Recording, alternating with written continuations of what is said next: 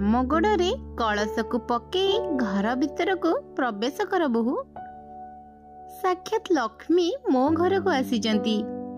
ଏମିତି ଅନ୍ନପୂର୍ଣ୍ଣା ହୋଇ ମୋ ଘରକୁ ହସ ଖୁସିରେ ଭରିଦେ। ଆଜ୍ଞା ମା। ଜାନକୀ ନାନୀର ଆଜି ପୁଅ ବାହାଘର। ଘରେ ସମସ୍ତେ ଆଜି ଖୁସି। ଜାନକୀର ଘରେ ସ୍ୱାମୀ ପୁଅ ଓ ଝିଅକୁ ଛାଡ଼ିଲେ ଜାନକୀର ଶାଶୁ ମଧ୍ୟ ରହୁଥିଲେ। ବାହାଘରର କିଛି ଦିନ ପରେ ମା ଏଇ ନିଅ ଚା। ମା ରୋଷେଇ ସରିଗଲାଣି, ଜେଜେମାଙ୍କୁ ଖାଇବା ଦେଇଦେବି। ଏଥିରେ ପଚାରିବାରେ କ'ଣ ଅଛି? ସେ ହେଉଛନ୍ତି ତୋର ଜେଜେମା। ତୋର ଯେତେବେଳେ ଇଚ୍ଛା ହେବ ତାଙ୍କ ପାଖକୁ ଯାଇ ତାଙ୍କର ଭଲ ମନ୍ଦ ବୁଝିପାରିବୁ। ମୁଁ ଏଥିରେ କାହିଁ କିଛି କହିବି? ଆଜ୍ଞା ମା, ଠିକ୍ ଅଛି। ଜେଜେମା, ମୁଁ ତୁମ ପାଇଁ ଖାଇବା ନେଇ ଆସିଛି। ଆଉ କ'ଣ ଦରକାର ଯଦି କୁହନ୍ତୁ, ମୁଁ ନେଇ ଆସିବି। ଆରେ ବା, କେତେ ଭଲ ମୋ ନାତୁଣୀ ବୋହୂ। ସାକ୍ଷାତ ମା ଲକ୍ଷ୍ମୀ ପରି ସବୁବେଳେ ଏମିତି ଖୁସିରେ ରହ ମା। ଏକରେ ତୁ ଆଉ ତା ସାଙ୍ଗକୁ ମୋର ଏହି ଦୁଇ ବୋହୂ। ସେ ଦୁଇ ଜଣ ଭାରି ଲୋଭୀ, ଅବିବେକୀ। ତୁ ତାଙ୍କଠାରୁ କେତେ ଭଲ। ମୋ ପାଖରେ ବସ। ଏମିତି ସବୁଦିନ ମୋ ପାଖକୁ ଆସିବୁ, ମୋ ପାଖରେ ବସିବୁ, ମତେ ଭଲ ଲାଗିବ। ଆଚ୍ଛା ମା, ମୋ ବିଷୟରେ କହିବା ସେତିକି ଥାଉ। ଏବେ ଖାଇନିଅ। ହଁ, ମୁଁ ସବୁ ଜାଣିଛି। ତୋର କ'ଣ ମୋ ପ୍ରତି ଚିନ୍ତା ଅଛି? ମୋର ସେହି ବାକ୍ସ ଲାଗି ମତେ ଟିକେ ଖାଇବାକୁ ଦେଉଛ, ନହେଲେ। ଅନିତା ଦେଖିଲା ଜେଜେମାଙ୍କ ରୁମରେ ଏକ ଛୋଟ ବାକ୍ସଟିଏ ଅଛି। ସେଥିରେ ଏକ ତାଲା ଲାଗିଛି। ବୋହୂ, ମା କଥାକୁ ଏତେ ଶୁଣିବୁ ନାହିଁ। ବୟସ ହୋଇଗଲାଣି। ବୟସ ହୋଇଗଲେ ସେମାନେ ଛୋଟ ପିଲାଙ୍କ ପରି ଜିଦିଆ ହୋଇଯାଆନ୍ତି। ଅଧିକ ତାଙ୍କ ସହ ଯୁକ୍ତିତର୍କ କରିବା କିଛି ଦରକାର ନାହିଁ। ସେ ଯାହା କହିବେ ତାଙ୍କ ହଁରେ ହଁ ମାରିଦେବୁ, ବୁଝିଲୁ? ଆଜ୍ଞା ମା, ମୁଁ ବୁଝିଗଲି। କିନ୍ତୁ ଆପଣ ଯଦି କିଛି ଖରାପ ନ ଭାବିବେ, ଗୋଟେ କଥା ପଚାରିଥାନ୍ତି। ହଁ କହ, କି କଥା ପଚାରିବୁ? ମା, ଜେଜେମାଙ୍କ ପାଖରେ ଯେଉଁ ବାକ୍ସ ଅଛି ତା ବିଷୟରେ କିଛି ଚକ୍କର ଅଛି ନା କ'ଣ? ମୁଁ ଦେଖିଛି ଜେଜେମା ଏତେ ପୁରୁଣା ବାକ୍ସରେ ତାଲା ଲଗେଇ ରଖିଛନ୍ତି। କ'ଣ ଜେଜେମାଙ୍କ ବାକ୍ସରେ ସୁନା ରୂପା ଅଛି କି? ଆରେ ପାଗିଳି, ତତେ କ'ଣ ଲାଗୁଛି ମୁଁ ତାଙ୍କର ସେବା ସେ ବାକ୍ସରେ ଥିବା ସୁନା ରୂପା ଲାଗି କରୁଛି? ମୁଁ ଜାଣିଛି ମାଙ୍କ ବାକ୍ସ ଖାଲି, ସେଥିରେ କୌଣସି ବି ସୁନା ରୂପା ନାହିଁ। ମା ବହୁତ କଠିନ ଜୀବନ ବିତେଇଛନ୍ତି। ବାପା ଯିବା ପରେ ସେ ଏଇ ଦୁଇ ପୁଅଙ୍କୁ ପାଳି ପୋଷି ମଣିଷ କରିଛନ୍ତି। ତାଙ୍କ ପାଖରେ ସୁନା ରୂପା କେଉଁଠୁ ଆସିବ? ସାରା ଜୀବନ ତାଙ୍କ ସହ ଜୀବନ ବିତେଇଛି ମୁଁ। ତାଙ୍କୁ ମୁଁ ବହୁତ ଭଲ ଭାବରେ ଜାଣିଛି।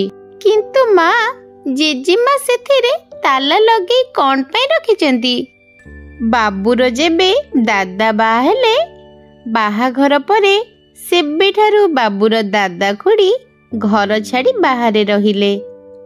ଯେତେବେଳେ ବାପାଙ୍କର ମୃତ୍ୟୁ ହେଲା, ମୃତ୍ୟୁ ପରେ ମା ଭାବିଲେ କି ଦୁଇ ପୁଅ ମୋର ଜମା ବି ଯତ୍ନ ନେବେ ନାହିଁ, ମତେ ଅଣଦେଖା କରିବେ।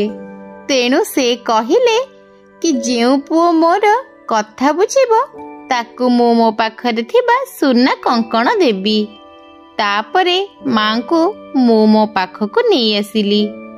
ମା ମତେ ଭାବୁଛନ୍ତି କି ସୁନାର କଙ୍କଣ ପାଇବା ଲୋଭରେ ମୁଁ ତାଙ୍କୁ ମୋ ପାଖରେ ରଖିଛି। ସେମିତି କିଛି ନାହିଁ। ମୋର ମା ପ୍ରତି ବହୁତ ସମ୍ମାନ ଅଛି। ମୁଁ ତାଙ୍କର ପ୍ରତ୍ୟେକ କଥାକୁ ମାନେ। ତାଙ୍କର ଯତ୍ନ ନେବା ମୋର କର୍ତ୍ତବ୍ୟ। ଅନିତା ଜାନକୀ ପାଖରୁ ଏତିକି କଥା ଶୁଣି ତାର ଜାନକୀ ପ୍ରତି ଭଲ ପାଇବା ଆହୁରି ବଢ଼ିଗଲା। ଅନିତା ମଧ୍ୟ ଜେଜେମାର ସମ୍ପୂର୍ଣ୍ଣ ସେବା କରୁଥିଲା। ଅଚାନକ ଦିନେ ଜେଜେମା ସମସ୍ତଙ୍କୁ ଛାଡ଼ି ଚାଲିଗଲେ। ପରିବାର ସମ୍ପର୍କୀୟ ଘରେ ଜମା ହୋଇଗଲେ। ଠିକ୍ ଏହି ସମୟରେ ଅନିତାର ଖୁଡ଼ି ଆସି ପହଞ୍ଚିଲେ। ଆମକୁ କାହିଁକି ଛାଡ଼ି ଚାଲିଗଲ ମା? ଆମକୁ ତ କିଏ କିଛି ହେଲେ କହିଲେନି, କି ଖବର ଟିକେ ବି ଦେଲେନି, କି ଟିକେ ମାକୁ ଆସି ଦେଖିଯାଅ। ଆରେ ଶାନ୍ତି, ଏମିତି କାହିଁ କହୁଛ? କିଏ ଜାଣିଥିଲା ମା ଏମିତି ଅଚାନକ ଆମକୁ ଛାଡ଼ି ଚାଲିଯିବେ? ମୁଁ ସବୁ ଜାଣିଛି ନାନୀ। ତୁମେମାନେ ମୋତେ କ'ଣ ପାଇଁ ଜଣେଇଲନି? ମା ମରିବା ପୂର୍ବରୁ ତୁମକୁ କ'ଣ କ'ଣ ସବୁ ଦେଇ ଯାଇଛନ୍ତି ମୁଁ ସବୁ ଜାଣିଛି। ଏମିତି ଦୁଃଖ ସମୟରେ କେମିତି ଫାଲତୁ କଥା କହୁଛ ଶାନ୍ତି? ମାଙ୍କ ପାଖରେ ଏମିତି କ'ଣ ଥିଲା କି ସେ ମୋତେ ଦେଇ ଯାଇଛନ୍ତି? କାଇଁ ତମର ମନେ ନାହିଁ କି ମା କହୁଥିଲେ କି ତାଙ୍କ ପାଖରେ ଯେଉଁ ସୁନାର କଙ୍କଣ ଅଛି ଶେଷ ସମୟରେ ତ ସେ ତମକୁ ଦେଇଥିବେ ନା? ଆଚ୍ଛା, ମାଙ୍କ ପାଖରେ ସୁନାର କଙ୍କଣ ଅଛି ଏ କଥା ମନେ ଅଛି, କିନ୍ତୁ ମା ଯେଉଁ ଦାୟିତ୍ୱ ନେବା କଥା କହିଥିଲେ ତାକୁ ଜମା ବି ମନେ ନାହିଁ। ତୁମେ କୋଉ ମାର ଦାୟିତ୍ୱ ନେଉଥିଲ କି? ପାଖରେ ରଖି କ'ଣ ଦୁଇଟା ଖାଇବାକୁ ଦେଉଥିଲ? ଆକୁ ତୁମେ ଦାୟିତ୍ୱ କହୁଛ? ସେ ବି ତୁମର ଶାଶୁ ଥିଲେ। କେବେ ଗୋଟିଏ ଦିନ ଆସି ଦେଖିକି ଯାଇଛ କେମିତି ଅଛନ୍ତି ସେ? କିନ୍ତୁ ଆଜି ସେ ଯେତେବେଳେ ଶେଷ ନିଶ୍ୱାସ ତ୍ୟାଗ କଲେ ଏମିତି ମିଛି ମିଛିକା ନାଟକ କରି ମୋ ସହ ଝଗଡ଼ା ଲଗାଉଛ? କାହିଁକି ନା କଙ୍କଣ ତୁମ ହାତରୁ ଚାଲିଗଲା। ମୁଁ କିଛି ଜାଣିନି ନାନୀ। ମାଙ୍କ କଙ୍କଣ ଉପରେ ତମର ଯେତିକି ଅଧିକାର ମୋର ବି ସେତିକି ଅଧିକାର। ସେଥିରୁ ଗୋଟେ ପଟ ମୋତେ ଦେଇଦିଅ, ମୁଁ ଏଠାରୁ ଚାଲିଯିବି। କୋଉ ଅଧିକାର କଥା କହୁଛ? ମା ପାଖରେ ତ କିଛି ନଥିଲା, ମୁଁ କଙ୍କଣ ଆଣି କୋଉଠୁ ଦେବି? ଠିକ୍ ଅଛି, ମାଙ୍କ ବାକ୍ସ ଆଣ। ଏବେ ଏଠାରେ ଖୋଲ। ପାଣିକୁ ପାଣି, କ୍ଷୀରକୁ କ୍ଷୀର ହୋଇଯିବ। କି ତାଙ୍କ ବାକ୍ସରେ କ'ଣ ସବୁ ଅଛି? ଶାନ୍ତି ଜେଜେମାଙ୍କ ରୁମକୁ ଯାଇ ଜେଜେମାଙ୍କ ବାକ୍ସ ବାହାରକୁ ନେଇ ଆସିଲା। ଆରେ ଶାନ୍ତି, ଏତେ ଲୋକ ଅଛନ୍ତି, ବନ୍ଧୁବାନ୍ଧବ ଆଖପାଖରେ ବି ଅଛନ୍ତି, ଏମିତି କି ନାଟକ କରୁଛ? ମୁଁ କହୁଛି ନା ଏ ବାକ୍ସରେ କିଛି ନାହିଁ। ମୋ କଥାକୁ କାହିଁକି ବୁଝୁନ? ଜାନକୀର କଥାକୁ ନ ଶୁଣି ଶାନ୍ତି ବାକ୍ସଟିର ତାଲାକୁ ତାଡ଼ି ତାକୁ ଖୋଲିଦେଲା। ଦେଖିଲା ସେଥିରେ ପୁରୁଣା ଶାଢ଼ୀଟିଏ ଅଛି। ହେ ଭଗବାନ, ଏଥିରେ ତ ମାଙ୍କ ପୁରୁଣା ଚିରା ଶାଢ଼ୀଟିଏ ଅଛି। ସୁନାର କଙ୍କଣ ଗଲା କୁଆଡ଼େ? ମୁଁ ତ କହୁଛି ସେଥିରେ କିଛି କଙ୍କଣ ନାହିଁ। ତମେ ଜମା ବି ଶୁଣୁନ। ମାଙ୍କ ପାଖରେ କୌଣସି ସୁନାର କଙ୍କଣ ନଥିଲା। ସେ ଏମିତି ମିଛ କହୁଥିଲେ କି ସୁନା ଲୋଭରେ ଆମେ ଯେମିତି ତାଙ୍କର ସେବା କରିବା। ଏହି କଥାକୁ ନେଇ ଜାନକୀ ଆଉ ଶାନ୍ତି ମଧ୍ୟରେ ଜୋରେ ଝଗଡ଼ା ଆରମ୍ଭ ହେଲା। ଅନିତା ମଧ୍ୟ ଘରର ଏକ କୋଣରେ ଠିଆ ହୋଇ ଏମିତି ଝଗଡ଼ା ଦେଖୁଥିଲା। ଖୁଡ଼ି, ମା ସତ କହୁଛନ୍ତି। ଜେଜେମାଙ୍କ ବାକ୍ସରେ କୌଣସି ସୁନାର କଙ୍କଣ ନଥିଲା। ହଁ ହଁ, ମୁଁ ସବୁ ଜାଣିଛି। ତମେ ଶାଶୁ ବୋହୂ ମିଶି ସୁନାର କଙ୍କଣ ଲୁଚେଇ ରଖିଛ। ମୋର ଅଧିକାର ନ ମିଳିବା ଯାଏ ମୁଁ କୁଆଡ଼େ ଯିବିନି। ମୁଁ ସବୁଦିନ ଜେଜେମାଙ୍କ ରୁମକୁ ଖାଇବା ନେଇକି ଯାଏ। ଦିନେ ଜେଜେମା ତାଙ୍କ ବାକ୍ସ ଖୋଲି ମୋତେ ଦେଖାଇଲେ। ଜେଜେମା, ସତରେ ସୁନାର କଙ୍କଣ କେଡ଼େ ସୁନ୍ଦର ହୋଇଛି। ତୋର ଏହି କଙ୍କଣ ପସନ୍ଦ ନା? ହଁ ଜେଜେମା, ମୋର ବହୁତ ପସନ୍ଦ। ତାହେଲେ ଏ କଙ୍କଣ ତୁ ରଖିନେ। ତୁ ଏ କଥା କାହାକୁ କହିବୁନି। ଜେଜେମା ତାଙ୍କର କଙ୍କଣ ମୋତେ ଦେଇଥିଲେ।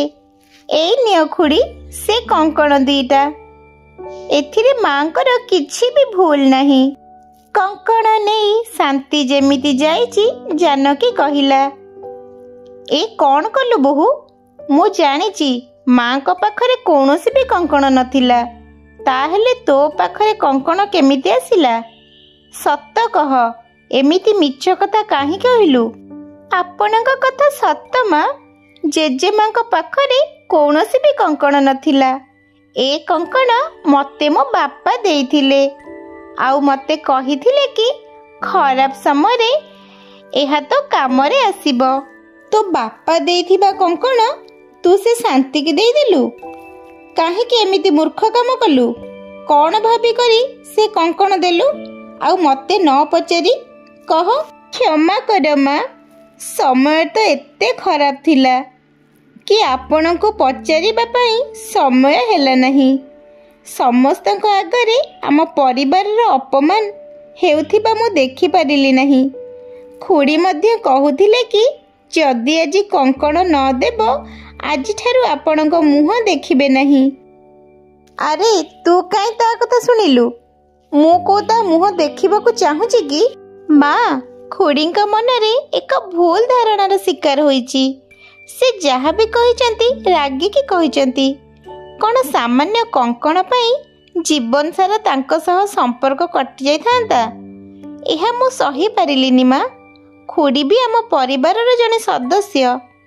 कंकण मो पाखरे थिला एबे तांको पाखरे रहिबो। किछि भी फरक पड़िबनी। आम परिवार उपरे मान सम्मान दुखर समय आसीथिला। एमिति खराब समय आउ कौन होई पारे माँ? तो परी बोहू पाई मु गर्वित। बोहू तू आज मते सिखाई देलु केमिति मनीष को भल पाइबा। जानकी ओ अनितार कथा कबाट कोण रे ठिया होई शांति सबू सुनिथिला। सबू कथा सुनी सारी शांति आसी कहिला, क्षमा करी दे बोहू। नानी क्षमा करी दियो मते। बोहू तू तोर एही कंकण देई जीवन सारा ऋणी करिदेलु। ए ने तोर कंकण। मते खाली नानी को भल पाइबा छड़ा कौनसी गहना दरकार नहीं। एहा परे शांति अनिता जानकी खुशी होई रहिले।